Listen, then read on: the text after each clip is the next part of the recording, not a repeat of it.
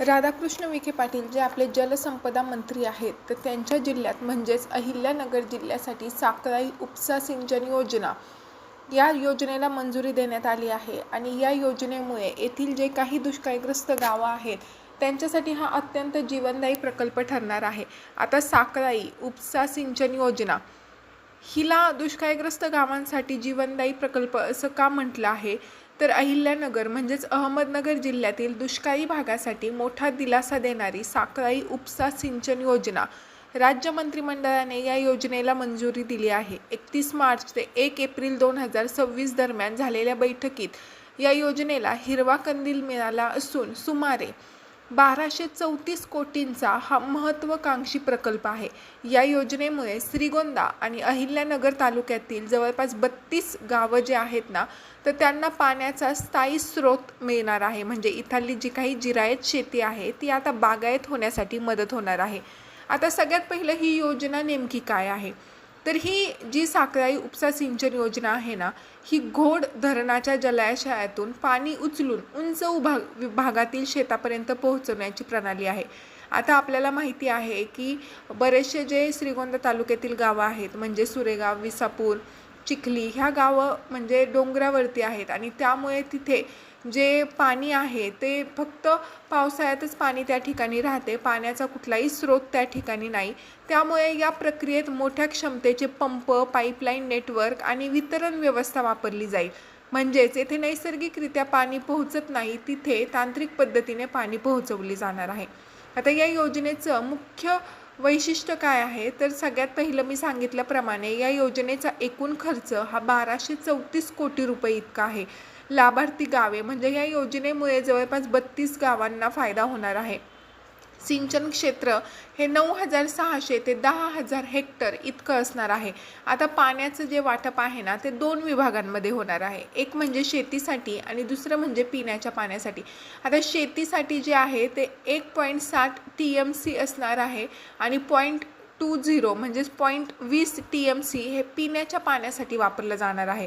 आता या योजनेचा प्रमुख फायदा हा कुठल्या भागाला होणार आहे ते आपण बघूयात। तर ही जी योजना आहे ना, ही विशेषतः अहिल्यानगर म्हणजेच नगर तालुका आणि श्रीगोंदा तालुका या 2 भागांसाठी महत्त्वाची ठरणार आहे। या भागात पावसाचे प्रमाण कमी आहे, तसेच शेती मोठ्या प्रमाणावर पावसावर अवलंबून आहे। या योजनेमुळे शेतकऱ्यांना वर्षभर पाण्याचा आधार मिळणार आहे, म्हणजेच त्यांना पावसाच्या पाण्याची वाट बघायची आता गरज पडणार नाही। आता शेतकऱ्यांना या योजनेमुळे कुठले कुठले फायदे होणार आहेत ना, ते आपण बघू। तर सगळ्यात पहिला फायदा म्हणजे वर्षभर सिंचन उपलब्ध राहणार आहे।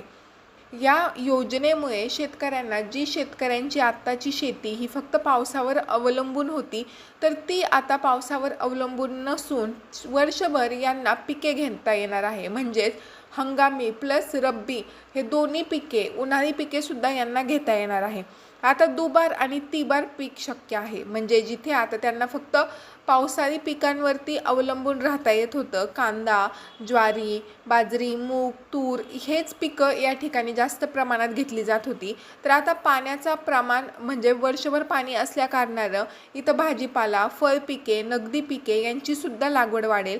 भाजीपाला, फळपिके आणि नगदी पिके यांची जी लागवड आहे ती नगर आणि श्रीगोंदा तालुक्यामध्ये जे दुष्काळग्रस्त भाग आहे त्यांच्यामध्ये फार कमी आहे। त्यामुळे 12 महिने पाणी भेटल्यामुळे भाजीपाला, फळे आणि नगदी पिके म्हणजेच नगदी पिके तर तुम्हाला माहितीच आहेत, ऊस वगैरे, तर ती पिके सुद्धा इथं आता घेता येणं शक्य आहे। आता दुसरी गोष्ट, उत्पादन आणि उत्पन्न यांच्यामध्ये वाढ होणार। म्हणजे शेती ही पाण्यावर अवलंबून असणारं साधन आहे, त्यामुळे जर इथं पाणी उपलब्ध झालं तर उत्पादन वाढेल आणि शेतकऱ्यांचे आर्थिक उत्पन्न सुद्धा सुधरेल। कारण आता हे जी लोक आहेत ती फक्त इथं पावसाच्या पाण्यावरती अवलंबून आहेत, परंतु आता तसं न राहता 12 महिने पाणी उपलब्ध असल्यामुळे शेतकऱ्यांचे 12 महिने शेतामध्ये पिकं असतील आणि त्यामुळे त्यांचे आर्थिक उत्पन्न सुद्धा वाढण्यास मदत होईल। आता चौथा जो महत्त्वाचा होणारा फायदा आहे तो म्हणजे दुष्काळी परिस्थितीतून दिलासा। दरवर्षीप्रमाणे पाण्याच्या टंचाईपासून मोठा दिलासा आता या शेतकऱ्यांना मिळणार आहे आणि त्यामुळे ग्रामीण जी अर्थव्यवस्था असते त्या अर्थव्यवस्थेला चालना मिळेल. वर्षभर पीक शेतात असल्यामुळे रोजगारामध्ये वाढ होईल, कृषी व्यवसायांमध्ये वाढ होईल. म्हणजे जे काही आपण म्हणतो ना की संलग्न व्यवसाय असतात त्या व्यवसायांमध्ये पाणी असल्यामुळे वाढ होईल आणि स्थलांतर कमी होईल. जे दुष्काळामध्ये स्थलांतर होतं इकडच्या लोकांचं तर ते सुद्धा कमी होणार आहे. आता ही झाली या योजनेची फायदे. परंतु आता संभाव्य आव्हाने म्हणजेच नाही का काहीतरी अडथळे सुद्धा या योजनेमध्ये असतात. तर ती काय आव्हाने आहेत ते आपण सर्वप्रथम बघू. तर सगळ्यात पहिलं, प्रकल्प वेळेत पूर्ण होणे गरजेचं आहे. आता आपल्याला माहिती आहे आपल्या देशामध्ये, आपल्या महाराष्ट्रामध्ये आपण राहतो तिथे जे काही सरकारी कामं असतात तर ती कधीच वेळेत पूर्ण होत नाही. त्यांना वेळेत पूर्ण होण्यासाठी खूप म्हणजे पराकष्टाने ही कामं करावी लागतात किंवा खूप लक्ष देऊन ही कामं करावी लागतात. त्यावेळेसच ही कामं वेळेत पूर्ण होतात. तर सगळ्यात पहिलं आव्हान हेच असणार आहे की हा प्रकल्प वेळेत पूर्ण झाला पाहिजे. मोठ्या प्रकल्पांमध्ये विलंब होण्याची जी शक्यता असते ती खूप असते. दुसरा म्हणजे वीज खर्च. म्हणजे लिफ्ट सिंचनासाठी मोठ्या प्रमाणात वीज लागते, त्यामुळे खर्च वाढू शकतो. आता तुम्हाला सांगितलं जसं की आता दुष्काळी भाग आहेत, 32 गावांमध्ये दुष्काळी परिस्थिती आहे. उंचवट्यावरती ही गावं आहेत, डोंगराळ भागांमध्ये ही गावं आहेत. त्यामुळे पाणी नेण्यासाठी सुद्धा भरपूर जे पाईपलाईन वगैरे आहे तर त्यासाठी विजेचा वापरसुद्धा वाढू शकतो, त्यामुळे खर्चसुद्धा वाढू शकतो. आता पाण्याचे व्यवस्थापन, पाणी योग्य प्रमाणात आणि नियोजनबद्ध वापरणे आवश्यक आहे. कारण घोड धरणातनं हे पाणी तिकडे नेलं जाणार आहे, 32 गावांमध्ये हे पाणी वितरण होणार आहे. त्यामुळे पाण्याचं वाटप आणि नियोजनबद्ध वापर हा आवश्यक आहे. स्थानिक लोकांचा सहभाग, योजनेच्या यशासाठी शेतकरी आणि स्थानिक प्रशासनाचा सक्रिय सहभाग असणं खूप आवश्यक आहे. महत्त्वाचं म्हणजे आता दुसरी जी गोष्ट आहे की आता जे काही यापुढे प्रश्न आहेत की ही योजना केव्हा पूर्ण होणार. म्हणजे आत्ताशी तर या योजनेला मंजुरी मिळाली आहे.